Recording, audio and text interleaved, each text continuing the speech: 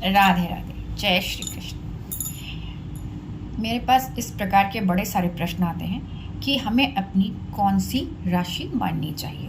उसका कारण ये है कि हमारे जो न्यूज़पेपर्स हैं, हमारी जो मैगज़ीन्स होती हैं, उसमें जो राशियाँ आती हैं वो 22 तारीख से लेकर के 22 तारीख तक चलती हैं। यानी कि 22 जनवरी से लेकर के 22 फरवरी तक चलेंगी, 22 फरवरी से लेकर 22 मार्च तक चलेंगी, 22 मार्च से लेकर के 22 अप्रैल तक चलेंगी।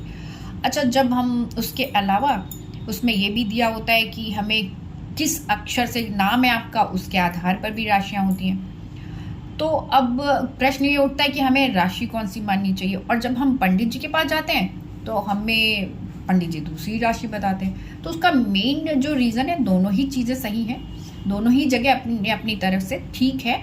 एक जो वेस्टर्न एस्ट्रोलॉजी है उसमें 22 तारीख से लेकर के 22 तारीख तक के ही चीज़ों महीने के हिसाब से चलता है। उसका रीज़न ये है कि वो सायन पद्धति को एक्सेप्ट करते हैं, उसमें वो ब्रह्मांड को केंद्र मानते हैं और उसके आधार पर चलते हैं। और जो हमारी जो एस्ट्रोलॉजी है, जो हमारा ज्योतिष विज्ञान है हमारे भारतवर्ष का, उसके अंतर्गत हम ज़्यादातर ज्योतिषी नारायण पद्धति को एक्सेप्ट करते हैं। नारायण पद्धति का मतलब है जहाँ पर हम भू केंद्र यानी कि जो अर्थ को ही सेंटर पॉइंट मान करके चलते हैं, जिसमें हमारी ज़्यादा मूवमेंट नहीं होता। जैसे सदियों काल पहले भी 15 तारीख को ही मकर राशि में सूर्य जाता था जनवरी में, आज भी अभी भी जाता है। तो हम इसको सापेक्षता के नियम के आधार पर लेते हैं, यानी कि रिलेटिविटी थ्योरी के आधार पर, जिससे सटीक जानकारी, सटीक प्रेडिक्शन हम इससे दे पाते हैं। इसलिए जो भारतीय ज्योतिष के अंतर्गत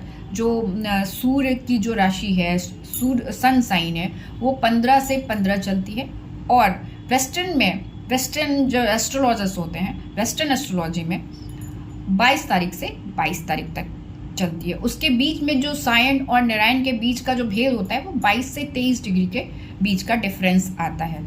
तो ये जिसमें से सटीक दोनों ही माना जा सकता है, लेकिन इसमें से नारायण पद्धति जो भारतीय संस्कृति में चलती है, भारतीय ज्योतिष में चलती है, वो ज़्यादा व्यक्तित्व और व्यक्ति के ज़्यादा करीब होती है। तो इसलिए हमें वो ही माननी चाहिए।